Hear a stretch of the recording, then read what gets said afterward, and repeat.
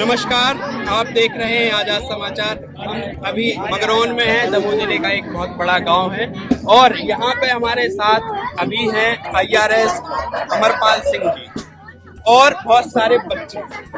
कार्यक्रम है career guidelines के लिए, बच्चे आगे कैसे बढ़ेंगे। आज आप देख सकते हैं IRS के साथ हम मिलेंगे। IAS IRS UPSC qualified. आज अमरपाल जी सिंह से हम बात करेंगे। बच्चों के भी सवाल होंगे, कुछ हमारे भी। सर बहुत बहुत कैसा लग रहा है सर, एक गांव में इतने दूर से बुलंदशहर से आप आते हैं और फिर आज यहाँ दमोह जिले में मध्य प्रदेश में आके बच्चों के बीच में आके कैसा लग रहा है? बहुत अच्छा लग रहा है और इसके लिए मैं यहाँ की जो मगरौन की टीम है और जो आयोजक है हमारे भूपेंद्र जी और उनके साथ में लक्ष्य की टीम है उसको बहुत बहुत बधाई देता हूँ। आमतौर पर आपने देखा होगा कि ग्रामीण क्षेत्र के जो बच्चे हैं उनकी सबसे थोड़ा तेज बोलिए सर। ग्रामीण क्षेत्र के बच्चों को सबसे बड़ी जो समस्या रहती है कि उनको गाइडेंस नहीं मिलती टाइम से। मतलब वो क्या करना है करियर में, क्या बनना चाहते हैं, इसके बारे में बहुत कम उनके पास सोर्सेज हैं। तो हमारी कोशिश ये रहती है कि बच्चे तो शहर नहीं आ सकते, अब बच्चे दिल्ली नहीं पहुंच सकते, तो क्यों ना हम दिल्ली को यहाँ ले आए। खासकर ऐसे जगह और सर हो जाता है जैसे आप जिस पोस्ट पे हैं और जहां आप पहुंच जाते हैं फिर एकदम से रूरल बच्चों के बीच में ऐसे अधिकारी कम पहुंच पाते, ऐसे इंटरेक्शन नहीं हो पाता। ये एक IRS या एक IAS अधिकारी यहाँ के बच्चों के बीच इतने सहज होके बैठे कि बच्चे उनसे बात कर सकते हैं, साथ में एक मोटिवेशन का भी काम करता है। तो ये कहाँ तक कब तक ये जारी रहने वाला है और कैसे आप इसको आगे बढ़ाने वाले हैं? देखिए, जीवन में बड़े लक्ष्यों को हासिल करने में एक चीज बहुत मायने रखती है, वो है आपका आत्मविश्वास। और हम सब लोग क्योंकि गांव से जुड़े हुए हैं, ग्रामीण पृष्ठभूमि से आते हैं, तो वहाँ हमने देखा है कि पुराने जमाने में हमारे जो पिताजी और या हमारे दादाजी के जमाने के लोग थे तो पुलिस वालों से भी डरते थे, लेखपाल से डरते थे, TI से डरते थे, पटवारी से डरते थे।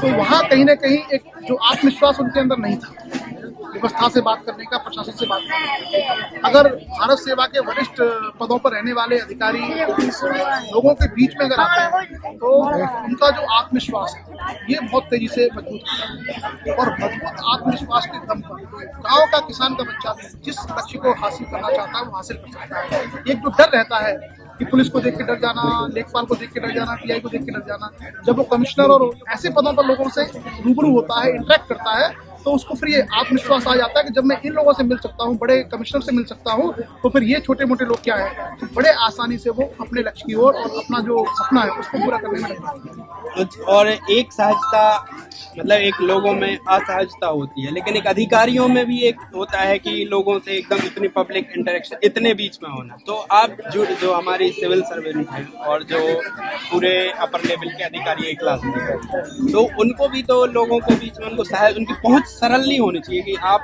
तक हमको पहुंचना सरल हो, आम जनता का पहुंचना। मेरा ये मानना है कि जो सबसे निचले पायदान पर है और जो सबसे ऊपर है, सभी मानव के रूप में समान है। चाहे आप किसी बड़े पद पर अधिकारी हैं, वैज्ञानिक हैं, मंत्री हैं, नेता हैं, या फिर आप आम व्यक्ति हैं, किसान हैं, मजदूर हैं, एक नागरिक के रूप में आप सभी समान हैं। और किसी भी बड़े आदमी को साधारण लोगों से बात करने में और साधारण लोगों को बड़े आदमी के साथ बैठने में किसी प्रकार का संकोच नहीं होना चाहिए। बिल्कुल सर। और सर सरलता की बात चल रही है स्कूल में, जो हमारे जैसे अभी आपके कार्यक्रम में आए हैं, स्कूल पीछे है, तो स्कूल के संसाधनों पे जो अभी आज चल रहा है, हमारी शिक्षा पद्धति है, बच्चों को गाँव में संसाधन मिले, प्रतिभाएं होती हैं, लोगों में टैलेंट होता है। अभी कुछ बच्चों को बहुत अच्छा डांस किया और प्रस्तुतियाँ, लेकिन आगे चल के ये बच्चे कहीं ना कहीं मंच नहीं मिल पाता। तो एक प्रतिभा उनकी, जो आप अभी बात कर रहे थे कि आपके ये जन्मजात टैलेंट आपके पास होता है, तो वो निखर के नहीं आ पाता है। उसमें पेरेंट्स की भूमिका, स्कूल की भूमिका और बच्चों को उनको टैलेंट समझने की चीज़ें वो कैसे उभरे और कैसे पेरेंट्स इसको जज करें कि ये बच्चा हमें यहाँ इस फील्ड में। एक तो आज का जो मोटिवेशनल कार्यक्रम यहाँ हुआ है वो पूरी तरीके से करियर गाइडेंस का कार्यक्रम था, जिसमें बहुत सारी बातें बच्चों के साथ साझा की।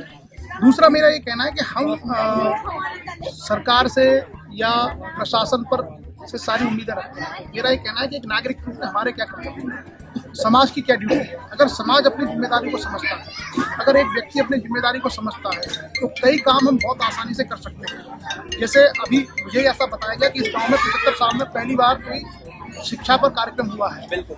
तो 75 सालों में हम तमाम दूसरे कार्यक्रम करते रहे। अगर हम शिक्षा पर इसी तरह का सेमिनार हर साल अगर एक भी कर लें तो इस गांव के और आसपास के गांव के बच्चे प्रोत्साहित होंगे, मोटिवेट होंगे और उनको सही टाइम पर काउंसलिंग होगी, उनको रास्ता मिलेगा।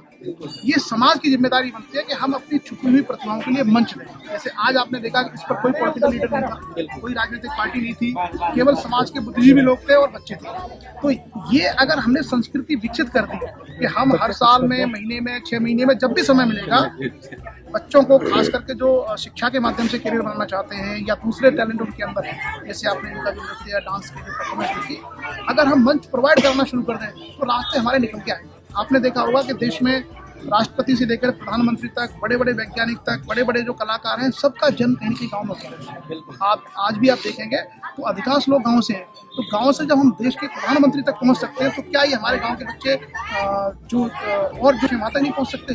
बिल्कुल पहुंच सकते सर। ये पहुंच जितनी सरल होती जाएगी और मजबूत होते जाएंगे। बच्चों को हम कुछ अगर सर लोगों से कुछ सवाल, सर से कुछ सवाल करने हैं, बच्चे कहाँ गए वो लोग? और सर से आपका जो सवाल है, नाम बताएं। मेरा नाम देवेंद्र सिंह ठाकुर है और मैं मंगरौन ग्राम हूँ। मैं सर से ये पूछना चाहता हूँ कि इतनी बड़ी और इतनी ज़्यादा पोस्ट हासिल की और कितनी इनने संघर्ष किया, इसके बारे में कुछ पूछना चाहता हूँ, इससे मैं भी वैसा ही संघर्ष कर सकूँ और उनके ही जैसे बनने का विश्वास रखूँ।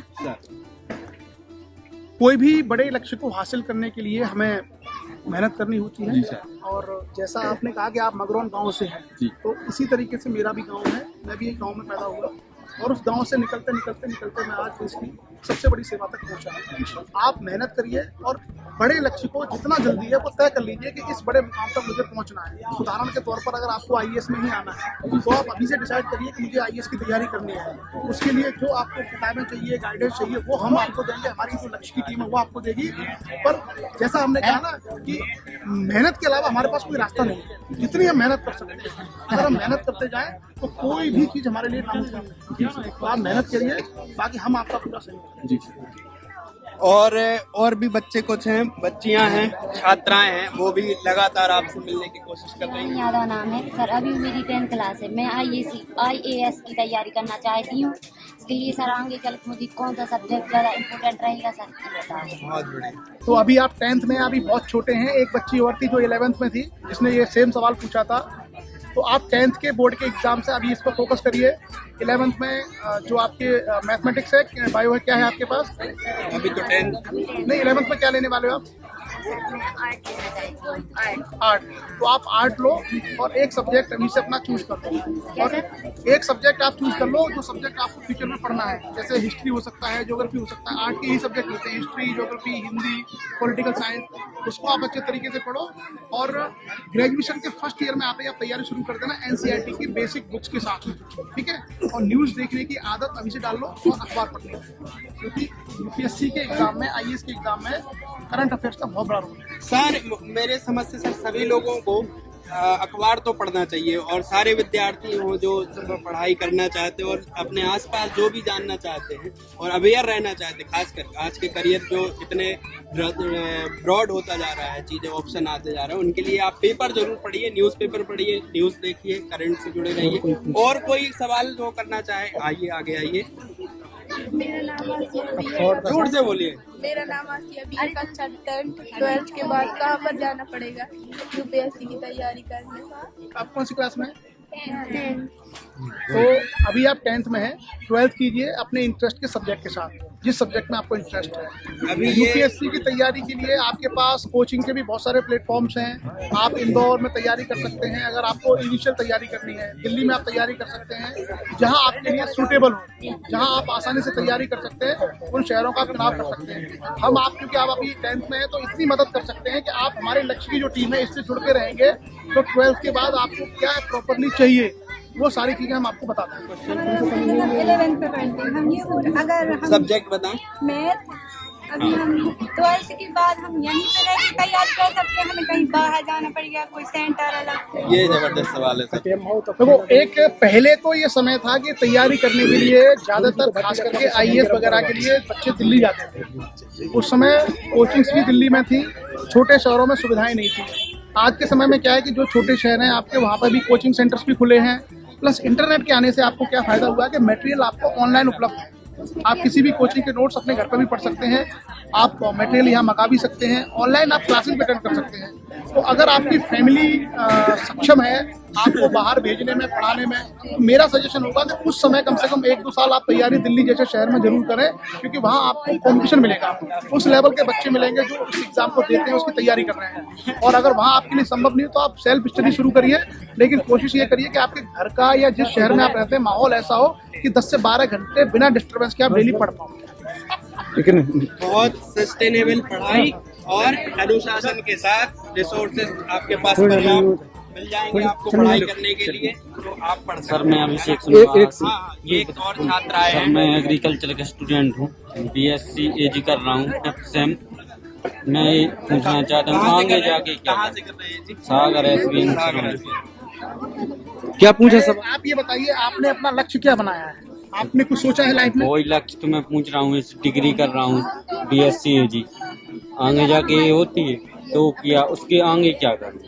देखो, एक तो ये है कि आप BSc AG करने के बाद BSc कंप्लीट करेंगे, MSc कर सकते हैं।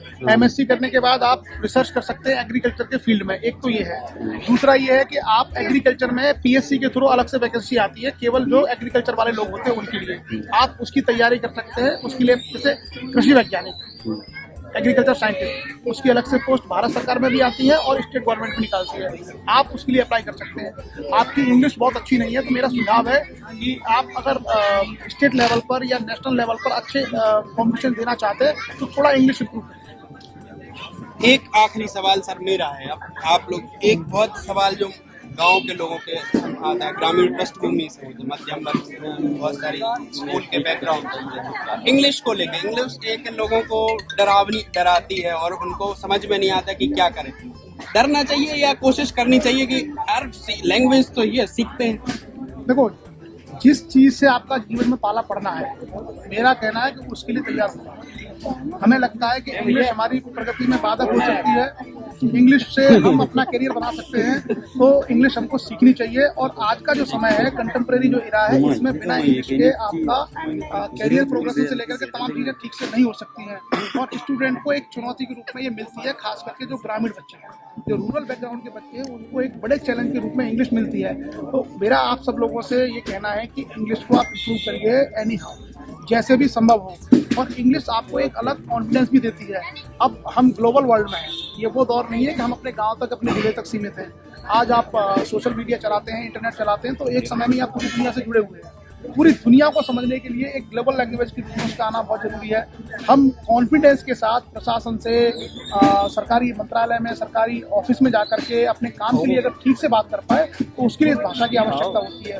और आजकल आपने देखा जो नई जनरेशन के बच्चे हैं, उन बच्चों को भी अगर हमें ठीक से पढ़ाना है तो हमारी इंग्लिश बेहतर होगी तो हम बच्चों को ठीक से गाइड कर सकते हैं। सर एक मेरा आखिरी सवाल है जो मुझे हर समय डाउट रहता है, मतलब मुझे आपसे पूछना था कि आप इतने बड़े पद पर हैं और कई जगह इतने बड़े बड़े कार्यक्रम करते हैं, तो ये समय कैसे निकलता है इसके लिए, मतलब टाइम? देखिए, ये सब आपका मैनेजमेंट है जी। हर किसी के पास 24 घंटे हैं, हर व्यक्ति के जीवन में। हर किसी के पास एक सप्ताह का ही वीक है, हर व्यक्ति के पास एक संडे है जी। हर सप्ताह। हर व्यक्ति के पास एक महीने में 4 संडे हैं, हर व्यक्ति के पास 52 छुट्टियां हैं, 52 संडे हैं। आप चाहें तो उसमें आराम भी कर सकते हैं, आप चाहें तो दूसरी जो आपकी हॉबीज है वो पूरी कर सकते हैं। कई लोग घूमने चले जाते हैं, कोई लोग फैमिली के साथ रहते हैं।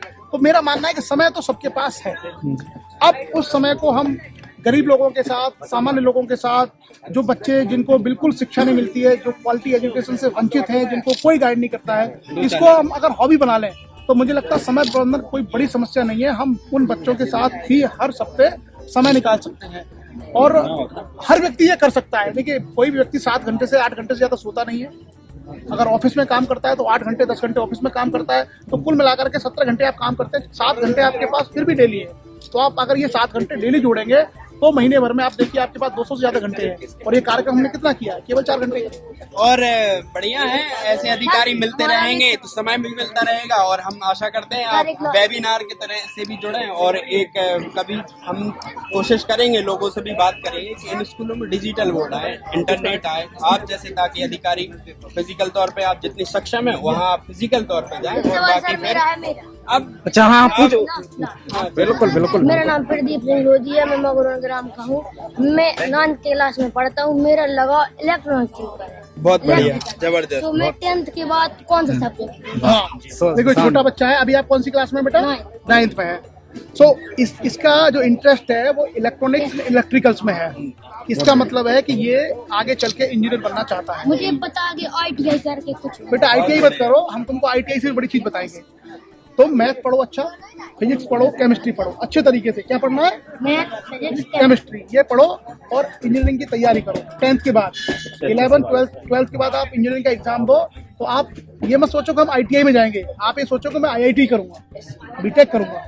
ठीक, मैथ, फिजिक्स, केमिस्ट्री, और अभी से फोकस करो। और इंग्लिश भी अपनी अच्छी रखो, क्योंकि बीटेक करने के दौरान इंग्लिश में पढ़ाई होती है। ठीक, क्या नाम है आपका? Pradeep Singh. Okay Pradeep Lodhi, all the best बेटा। तो अब इसी नोट पे हम कार्यक्रम अंत करते हैं, हमारा शो भी एक मुलाकात सर हमारे शो का नाम है। आजाद समाचार आप देख ही रहे हैं, तो ये हम लोग ऐसे रिपोर्टिंग करते रहते हैं सर, लोगों के इश्यूज उठाते हैं ग्राउंड लेवल पे। आप आ गए, IAS IRS कम मिलते हैं, लेकिन आप इतनी सहजता से मिल गए, उसके लिए धन्यवाद।